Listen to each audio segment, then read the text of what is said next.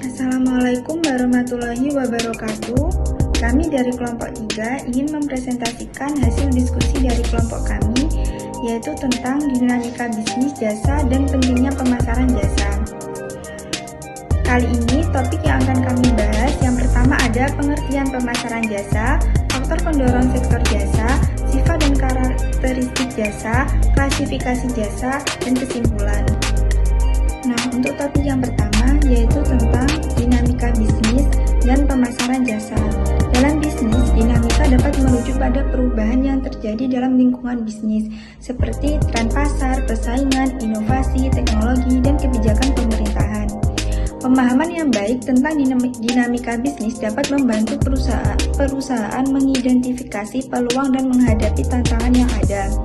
Dinamika perkembangan bisnis di bidang jasa menunjukkan perkembangan yang sangat pesat, terlihat dari perkembangan berbagai industri jasa seperti perbankan, asuransi, penerbangan, telekomunikasi, retail, pariwisata, dan perusahaan-perusahaan jasa profesional seperti kantor akuntan, konsultan, dan pengacara.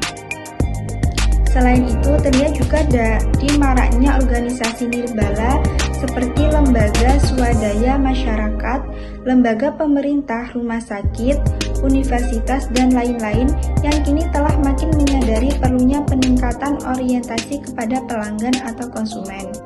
Nah, selanjutnya yaitu pemasaran jasa.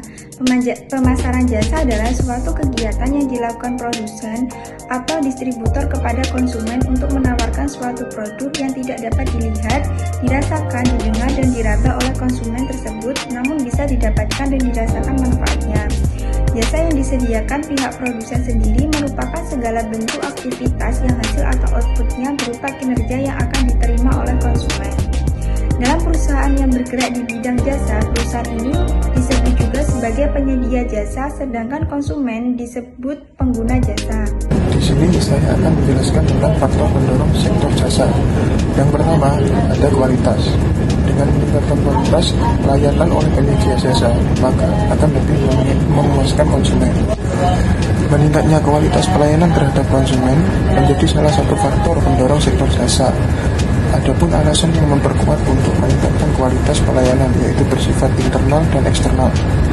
Untuk alasan eksternal yaitu dipicu oleh perubahan harapan konsumen, peraturan pemerintah, peningkatan kualitas oleh pesaing, sedangkan untuk alasan internalnya itu mengurangi tingkat kesalahan, mempertahankan konsumen loyal, memperbaiki proses penyampaian.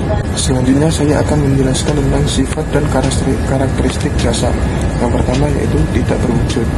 Hasil dari bisnis jasa bukanlah sebuah barang, sehingga konsumen tidak bisa melihat secara fisik namun bisa merasakannya. Yang kedua yaitu tak terpisahkan. Penyedia layanan tidak bisa terpisah oleh layanan. Maka ketika konsumen membeli layanan, dia akan berinteraksi langsung dengan penyedia layanan. Yang ketiga yaitu variabel. Sulit mempertahankan layanan sesuai standar karena sering berubah berdasarkan siapa yang menyediakan. Dan yang keempat, mudah dihancurkan. Dengan sifat mudah dihancurkan, layanan tidak akan bertahan lama serta tidak mungkin untuk dijual di masa mendatang. Meskipun mudah dihancurkan, jika permintaan stabil, keadaan yang mudah rusak ini tidak akan menjadi masalah yang serius. Menambahkan jasa sebagai pelengkap jasa yang ada selama permintaan ramai, menggunakan sistem pemesanan tempat untuk mengatur tingkat permintaan. Baik, selanjutnya yaitu klasifikasi jasa. Tingkat kontak konsumen dengan memberi jasa sebagai bagian dari sistem saat jasa tersebut dihasilkan, yaitu High-Contact System.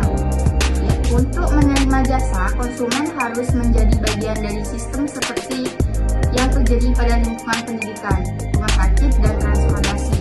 Selanjutnya yaitu Low Contact System, yaitu konsumen tidak perlu menjadi bagian dari sistem untuk menerima jasa. Contoh dari Low Contact System yaitu jasa reparasi mobil dan perbankan. Selanjutnya yaitu kesamaan dengan barang manufaktur. Good service, jasa yang berbeda jauh dengan manufaktur seperti tukang cukur, ahli bedah yang memberikan perlakuan khusus pada saat konsumen ada. Yang kedua, quasi manufacturing service. Jasa ini hampir sama dengan low contact system. karena konsumen tidak perlu menjadi bagian dari proses produksi jasa. Contohnya yaitu kantor pos dan jasa pengantaran. Yang ketiga, mixed service, kelompok jasa dengan tingkat kontak menengah yang menggabungkan sistem full service dan quasi manufacturing service, contohnya jasa bengkel dan ambulans. Yang terakhir yaitu kesimpulan, jasa berbeda dengan barang atau produk karena jasa tidak terlihat, menyebabkan berbagai masalah dalam pengembangan strategi pemasaran. Seperti yang diungkapkan oleh Kotler bahwa jasa adalah setiap tindakan atau aktivitas yang dapat ditawarkan oleh satu pihak ke pihak lain, pada dasarnya tidak terwujud dan tidak mengakibatkan kepemilikan apapun. Ada 6 karakteristik pelayanan yang perlu diperhatikan oleh penyedia jasa, yaitu tidak terwujud atau tidak terlihat, mudah rusak, tidak dapat disimpan, heterogenitas atau bervariasi, inseparability, tidak dapat dipisahkan antara produksi dan konsumen, berbasis masyarakat, sangat bergantung pada kinerja karyawan, dan kotak pelanggan, yaitu